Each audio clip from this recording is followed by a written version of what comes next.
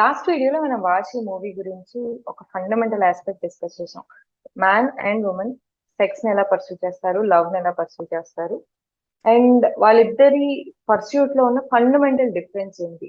ఈ చిన్న డిఫరెన్స్ అర్థం కాకపోవటం వల్ల ఎంత పెద్ద ప్రాబ్లమ్స్ వస్తున్నాయి, ఆ ప్రాబ్లమ్స్ ని హ్యాండిల్ చేయడంలో మనం ఎలా ఫెయిల్ అవుతున్నాం. So how to better understand the sexuality and desire of men and women అనేది లాస్ట్ టైం డిస్కస్ చేసాం. బట్ ఇది మనకు అర్థమైతే సరిపోదు, మనతో పాటు మన చుట్టూ ఉన్న చట్టాలకు అర్థం అవ్వాలి, ఆ చట్టాలని ఇంప్లిమెంట్ చేసే కోర్టులకు అర్థం అవ్వాలి, మన కోసం ఫైట్ చేసే లాయర్స్ కి అర్థం అవ్వాలి. అవి అర్థం కాకపోతే, ఈ డిజైర్ అన్నది లాకి అర్థం కాకపోతే ఎలా ఉంటుంది అన్నది కూడా ఈ మూవీ హైలైట్ చేసిందని నా అండర్స్టాండింగ్. సో ఈ మూవీలో చూస్తే సెక్షన్ 375 అంటే దేని ప్రకారం అయితే రేప్ అన్న దాన్ని డిఫైన్ చేస్తామో దానికి కన్సెంట్ అన్న పదాన్ని యూజ్ చేస్తారు. సో ఒక ఫిమేల్ ఆ ఇంటర్ కోర్స్ టైంలో షీ షుడ్ సే ఎస్. ఆ కన్సెంట్ ని తను పూర్తిగా ఆలోచించి తన ఓన్ ఇండిపెండెంట్ థాట్ లో ఎస్ చెప్తేనే అది free and natural intercourse, otherwise it will be considered as rape. అది legal definition under section 375 of Indian penal code. కానీ ఈ సినిమాలో చూస్తే ఆ అమ్మాయి ఎస్ చెప్పినట్ట చెప్పనట్ట, అతనంటే ఇష్టం అంటోంది, కానీ అతను పెళ్లి చేసుకోలేదు కాబట్టి కోపం అంటోంది. మరి 375 అన్నది ఎలా వచ్చింది? తను ఆల్కహాల్ తాగింది కాబట్టి ఆ టైంలో తను ఇండిపెండెంట్ గా డెసిషన్ మేక్ చేయలేకపోయిందని తన లాయర్ ఈ మూవీలో ప్లీడ్ చేశారు. ఓకే, తను ఆల్కహాల్ తాగింది కాబట్టి డెసిషన్ తీసుకోలేకపోయి ఉండొచ్చు. ఆల్కహాల్ తీసేస్తే ఆ సినారియోలో తనకు అసలు అతనంటే ఇష్టం ఉంది కదా, అతనితో అలా వెళ్ళటానికి ఆవిడ ఇష్టపడింది కదా. సో అసలు ఈ కన్సెంట్ అన్న దాన్ని ఇంత క్లోజ్ రిలేషన్షిప్స్ లో ఎలా డిఫైన్ చేస్తాం?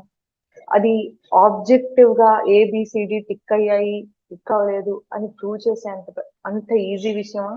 మరి దానికి కానప్పుడు ఒక్క కన్సెంట్ అన్న పదాన్ని వాడుకొని రేప్ అని ఒక నిందని ఒక మ్యాన్ మీద వేసి.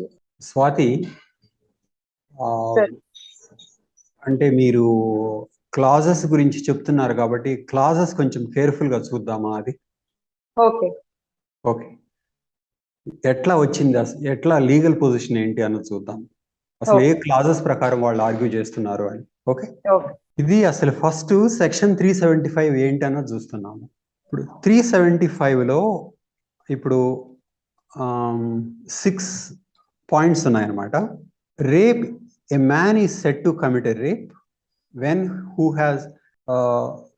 has sexual intercourse with a woman under circumstances falling under these categories. ఈ 6 categories తో ఉంటే అది రేప్ అవుతుంది అనమాట. అగేన్స్ట్ హర్ విల్ ఒకటి. రెండోది without her consent. Against her will అంటే యాక్టివ్ రెసిస్టెన్స్, ఇది వితౌట్ హర్ కన్సెంట్ అని. అయితే ఈ వితౌట్ హర్ కన్సెంట్ కింద ఇంకొన్ని క్లాజెస్ పెట్టారనమాట. దీన్ని 3, 4, 5, 6 అనొచ్చు. ఎప్పుడు అది కన్సెంట్ గా వ్యాలిడ్ కాదు అని. అదేంటంటే first of all under 16 years అయితే consent not valid. Reasonable point. I mean, we can look into this also, of course. When the man knows that he is not her husband, but she thinks he is husband, it is a case of misidentity. అప్పుడు కూడా consent లాగా కాదు ఇది. తర్వాత, by reason of unsoundness of mind, intoxication, or she is unable to understand the nature and consequences of giving consent. Alcohol అయ్యిండొచ్చు, intoxication కూడా, where she doesn't understand the nature and consequences of giving consent. చివరికి judge ఈ clause ను వాడతాడు. Okay, అంటే intoxicated state లో ఉండటం మూలాన she doesn't understand the nature and consequences of giving consent అని. అయితే ఇంకొకటి కూడా ఉంది, consent has been obtained by putting her or any person in whom she is interested in the fear of death or hurt. Consent ఇవ్వకపోతే hurt చేస్తాను అని ఆమెను కానీ, లేకపోతే తన నియర్ పర్సన్ కానీ. బేసికల్గా ఇవన్నీ వాలంటరీ కన్సెంట్స్ కాదు అని. సో ఏజ్, తర్వాత మిస్ ఐడెంటిటీ, ఇంటాక్సికేషన్, తర్వాత థ్రెట్, రీజనబుల్. ఓకే, అంటే మనం ఎగ్జామిన్ చేయొచ్చు. అయితే మూవీలో చాలాసార్లు ఇన్వెస్టిగేషను, ఎంక్వైరీ ఎలా ఉంటుందంటే, ఇప్పుడు అతను అంటే ఈ అమ్మాయికి తెలుసా అతను మ్యారేజ్ చేసుకోపోవట్లేదని, ఇతను మ్యారేజ్ చేసుకున్నాడని ప్రామిస్ చేశాడా, అసలు మ్యారేజ్ అన్నది ఎందుకు వచ్చింది అసలు ఈ రేప్ దాంట్లో అన్నది చూస్తే మనకి 375 కాకుండా ఇంకొక సెక్షన్ ఉంది. అదేంటంటే సెక్షన్ 90. సెక్షన్ 90లో ఇంకొక క్లాజ్ యాడ్ చేస్తారు. అదేంటంటే consent is not consent if given by a person under fear of injury. బహుశా ఫియర్ ఆఫ్ ఎన్ ఇంజరీ అంతకుముందు దాంట్లోనే ఉంది. Or under misconception of fact that person, misconception of a fact person doing that known act known consent was out of fear or. So ఇక్కడ misconception అంటే ఒక misconception గుండా consent ఇస్తే consent కాదు, consent కాకపోతే 375 వ్యాలిడ్ అవుతుంది. సో 90 నుంచి 375కి వచ్చారనమాట. ఇప్పుడు మొత్తం సినిమా అంతా ఈ మిస్కన్సెప్షన్ మీద ఉంటుంది, కానీ చివరిలో జడ్జ్ అందరినీ సర్ప్రైజ్ చేసి ఇంటాక్సికేషన్ గుండా అది రేప్ అంటాడు. ఇంటాక్సికేషన్ గుండా రేప్ అనేది అదొక డిఫరెంట్ ఇష్యూ, కానీ ఇక్కడ మిస్కన్సెప్షన్ గుండా రేప్ అని అంటే ఇప్పుడు సెక్స్ ఒప్పుకుంది ఎందుకంటే మ్యారేజ్ చేసుకుంటాడు అని, సో ఇప్పుడు మిస్కన్సెప్షన్, సో అది రేప్ అవుతుంది. ఈ క్లాజ్ ఎంతవరకు వ్యాలిడ్? యాక్చువల్లీ పెళ్లి చేసుకుంటానని మాటిచ్చి సెక్స్ అయితే రేప్ అన్నది ఏం లేదు లాలో. ఏ మిస్కన్సెప్షన్ అయినా, ఇప్పుడు ఒకరు సెక్సువల్ ఫేవర్స్ ఇస్తూ ఉన్నారు under the misconception that they will be return, అప్పుడు అది రేప్ అవుతుందా? యాక్చువల్లీ ఆ విధంగా కొందరు వాడారు. ఉదాహరణకి 2004లో Preeti accused Madhu Bhandarkar of raping her 16 times between 1999 and 2004 with the promise of casting her in his films. నువ్వు రోల్ ఇస్తానని నాతో ఇలా చేసావు, అది మిస్కన్సెప్షన్. రోల్ ఇవ్వలేదు కాబట్టి రేపు, రోల్ కాదు. ప్లస్ దీనికి మ్యారేజ్ కూడా యాడ్ చేసింది, కానీ క్లాజ్ లో ఉన్నది మ్యారేజ్ అన్నది కాదు, మిస్కన్సెప్షన్ అన్నది. సో ఇది ఎంతవరకు వ్యాలిడ్ అసలుకి? ఉమెన్ తన సెక్సువల్ సర్వీసెస్ ని, సెక్స్ ని కొన్ని కండిషన్స్ ఫుల్ఫిల్ అవుతాయని అనుకొని పార్టిసిపేట్ చేస్తుంది. మనం అడల్ట్ ఉమెన్ గురించి మాట్లాడుకుంటున్నాము ఇప్పుడు. అట్లా కాకపోతే లేదు ఇది కన్సెంట్ కాదు అందుకని రేప్ అని అంటే, ఇంకా కేసెస్ లో లివ్ ఇన్ రిలేషన్షిప్ లో ఎంతో కాలం లివ్ ఇన్ అయిన తర్వాత ఆ తర్వాత విడిపోతే రేప్ కేసులు వచ్చాయి, ఎందుకంటే అది కన్సెంట్ కాదని. ఈ మధ్యనే ఈ కేసు సుప్రీం కోర్టే మాట్లాడింది మిస్యూజ్ మీద. Justice Pratibha Rani, the court has observed on a number of occasions where both people out of their free will and choice develop consensual physical relationship and when the relationship breaks down, the woman uses the law as a weapon for vengeance and personal vendetta. This requires a clear demarcation between rape and consensual sex, especially in a case where the complaint is that the consent was given on a promise to marry. నా దృష్టిలో వీటన్నిటికన్నా ముఖ్యమైనది women కి freedom ఉండాలి. ఏది తను ఏ circumstances లో sex ఒప్పుకుంటుంది, ఆ sex ఒప్పుకోవడంలో తను రిస్క్ తీసుకుంటుంది, అది ఒక పార్ట్ ఆఫ్ హర్ ఫ్రీడమ్. అది క్యాలిక్యులేషన్ ఫెయిల్ అయినప్పుడు అది రేప్ అంటే ఇప్పుడు బేసికల్ గా it is frightening men, that is number 1. So ఇది అన్ఫెయిర్ గా అనిపిస్తుంది నాకు. మీరేమంటారు చెప్పండి. ఇక్కడ పెళ్లి చేసుకుంటామన్న ప్రామిస్ కాదు, ఏ ప్రామిస్ అయినా ఎనీ మిస్కన్సెప్షన్. నాకు 2 పాయింట్స్ అనిపించాయి. ఓకే, ఫస్ట్ ఏంటంటే అసలు ఉమెన్ ఇందులో విక్టిమ్ లా చూడటం మీదే నాకు ఒక డౌట్ ఉంది. ఉమెన్ ని విక్టిమ్ లాగా చూడటం, రేప్ యొక్క విక్టిమ్ అనటం. Exactly. When it is consent ఉందా లేదా, ఆమెకి ఇష్టమైందా లేదా, ఎగ్జాక్ట్లీ అసలు ఆమెని ఒక పొజిషన్ ఆఫ్ వల్నరబిలిటీలో చూడటమే ఎందుకో నాకు అది ఇన్అప్రోప్రియేట్ అనిపిస్తుంది. Thank you. ఆ పొజిషన్ ఆఫ్ జస్ట్ 1 సెకండ్, ఆ వల్నరబిలిటీలో చూడటంలోనే ఆ మేల్ యాటిట్యూడ్ ఉంది. Yes, exactly. Adult women is independently making sexual choices. I'm not speaking of forced sex which is different case altogether. మనం ఈ మూవీ యొక్క బౌండరీలో డిస్కస్ చేస్తున్నాం కాబట్టి, where there is confusion in defining consent, where a sort of sexual proactiveness is visible from both sides, why should we look at women as victim? అంటే sex నుంచి అనుకున్నది రాకపోతే రేప్ అంటే ఎలాగండి ఇప్పుడు? Yes, that's first question. And second question, just 1 second, మీరు అంటున్న దాన్ని మరలా రిపీట్ చేస్తున్నాను. అంటే ఒక సెక్స్ జరగటం మూలాన అసలు అంతా అయిపోయింది, ఉమెన్ డిస్ట్రాయ్ అయిపోయింది, ఎంతో రీజన్ ఉండాలి అలా డిస్ట్రాయ్ కావాలంటే అన్న యాటిట్యూడ్ నుంచి వస్తుంది ఇది. ఎగ్జాక్ట్లీ. ఆమె ఏదో కోల్పోయినట్టు. ఎగ్జాక్ట్లీ. కోల్పోయింది. She had an experience just like a man had a sexual experience. She is moving on just like a man moves on with another partner. That's all. If a man has sex with multiple partners but the sex does not culminate in a relationship, it's not said that the man is raped Exactly. multiple times. So It's ఆ free 370 వరకు reasonable, intoxication అవి reasonable. కానీ yes. Sex అవి కి అనుకున్న outcome రాలేదు కాబట్టి అది రేప్ అంటే అది ఎలాగా?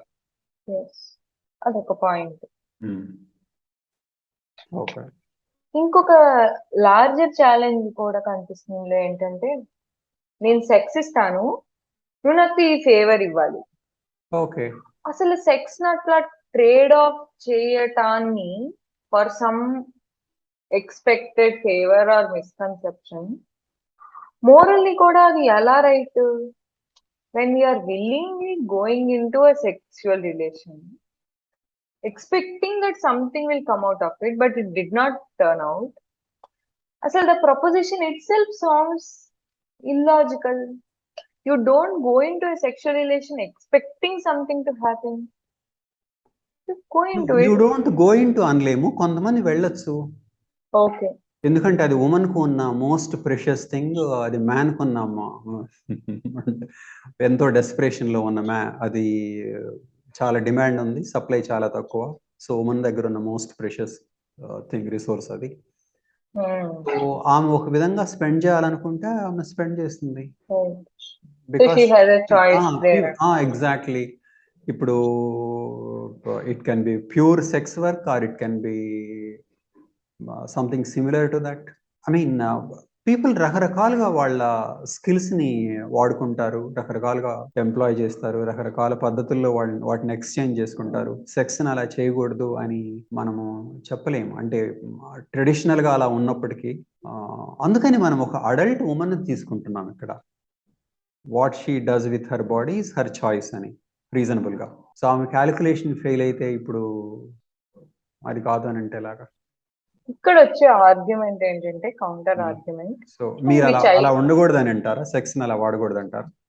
నా దృష్టిలో అలా ఒకటి ఎక్స్పెక్ట్ చేస్తూ వాడితే అందులో ఉన్న ప్లెజరే ఉండదు అని నాకు అనిపిస్తుంది. దాన్ని ఏదో ఒక ఎండ్ కి అటాచ్ చేయటంలోనే నాకు ఆ ఇంట్రెన్సిక్ ప్లెజర్ లేదనిపిస్తుంది. But people may perceive different గా అనుకోవచ్చు. Let it be. No, do you accept that it can be her freedom? It should be her freedom అంటాను నేను. Exactly. ఎవరితో సెక్స్ చేస్తున్నాము, use it as instrumental or use it for its own end. For its own end. So sex as the means వాడుకోవచ్చు, sex as the end గా కూడా woman చూడొచ్చు. దానికి ఒప్పుకుంటున్నారు? Yes, any adult empowered woman. Okay. కానీ ఎందుకు లా వాళ్ళని victim గా చూస్తుంది అనే దానిలో మోస్ట్ ఆఫ్ ద టైమ్స్ ఎన్నో అబ్యూజివ్ టాక్టిక్స్, ఎన్నో అబ్యూజివ్ కండిషన్స్ లో ఉమెన్ నుండి కన్సెంట్ ని ఫోర్స్ చేసే ప్రయత్నాలు జరిగాయి. ఇట్స్ నోన్ దట్ ఆల్మోస్ట్ 80-90%, 93% అంటుంది NCR, 93% cases of rape are by people known to the women. అందులో కొన్ని మనం అనుకున్న ఎక్సెప్షన్స్ అయినా కూడా మెజారిటీ ఆఫ్ కేసెస్ లో man given the physical strength కానివ్వండి, లేకపోతే అతనుకున్న డెస్పరేషన్ లో వెరైటీ ఆఫ్ టాక్టిక్స్ కానివ్వండి, ప్లే చేసి అయినా సరే ఒక ఉమెన్ ని వల్నరబుల్ కండిషన్ లో పెట్టి ఫోర్స్డ్ కన్సెంట్ డిరైవ్ చేసే ఛాన్సెస్ ఉన్నాయి. కాబట్టి ఈవెన్ అడల్ట్ ఉమెన్ ని కూడా విక్టిమ్ లాగా చూస్తున్నారు అని నేను అనుకుంటున్నాను. అంటే ఇది ఫోర్స్డ్ కన్సెంట్ కాదు, ఇది కన్సెంట్ విత్ ఎన్ ఎక్స్పెక్టేషన్. 90 మనం 370 గురించి మాట్లాడట్లేదు, 90ని 375ని లింక్ చేయడం గురించి మాట్లాడతాం. ఆ తర్వాత ఎంతో వరల్డ్ ఎంతో మారిపోయింది. ఉమెన్ రకరకాలుగా మోర్ ఫ్రీడమ్ని ఎంజాయ్ చేస్తున్నారు. So different choices possible. అందుకనే నన్ను అడిగితే ఇది అసలుకి ఇది యాంటీ రేప్ లా కాదు, ఇది యాంటీ సెక్స్ లా అనిపిస్తుంది. సెక్స్ అంటే ఫ్రైటన్ చేయడం, curtailing sexual freedom. Exactly. Men are frightened and because women can use it for this purpose. Women's desire is stifled. Exactly. Actually, కోర్టులో ఇప్పుడు మోస్ట్ ఆఫ్ ద డిస్కషన్ అతను marriage చేసుకుంటాడని promise చేశాడా లేదా అని 90 కింద తీసుకొద్దామని చూసిన చివరికి ఇతను ఫన్నీగా ఇది ఇంటాక్సికేషన్ నుంచి వచ్చింది అంటాడు. బట్ అది అంత స్ట్రాంగ్ కేసు కాదు. ఆ అమ్మాయే వెళ్తుంది బాటిల్స్ తీసుకొని, కొన్ని బాటిల్స్ తాగిన తర్వాత లాస్ట్ స్టెప్ లో ఇతను కొంచెం ఇస్తే అది మరలా రేగిపోతుందా? అప్పటిదాకా అప్పటిదాకా తెలుస్తుంటుంది, తనే బాటిల్స్ తీసుకెళ్తుంది. సో అయినా అసలు అది మూవీ ఫస్ట్ చివరిలో ఇంటాక్సికేషన్ లా ప్లాన్ చేస్తున్నప్పుడు ఈ పర్టికులర్ కండిషన్ ఆలోచించరు కదా. అవును. ఇతనే ఒక మందు ఇవ్వటమో ఏదో ఒకటి చేస్తాడు, ఆ విధంగా ఆ విధంగా సెక్సువల్ యాక్ట్ జరిగినప్పుడు నాట్ కన్సెంట్ అని అనుకుని అంటారు. కానీ ఆ అమ్మాయే బాటిల్ తీసుకెళ్తుంది, 2 బాటిల్స్ కొన్ని తాగుతుంది, ఆ తర్వాత కొంచెం ఎంకరేజ్ చేసినప్పుడు జరిగింది. అంటే ఐ మీన్ ఎక్స్టెండ్ చేయటము. అందుకని అసలు ఆ పర్టికులర్ కేసులో అసలు లీగల్ సిస్టమ్ అసలు ఎలా ఉండుండొచ్చు? అందులోని ఇక్కడ హస్బెండ్ అండ్ వైఫ్ లాయర్స్ కాబట్టి హస్బెండ్ వైఫ్ జడ్జ్ అసలు ఎలా ఈ కేసుని డీల్ చేసి ఉండొచ్చు అన్నది మనం నెక్స్ట్ ఎపిసోడ్లో డిస్కస్ చేద్దాం. Sure sir. Okay, thank you. Thank you.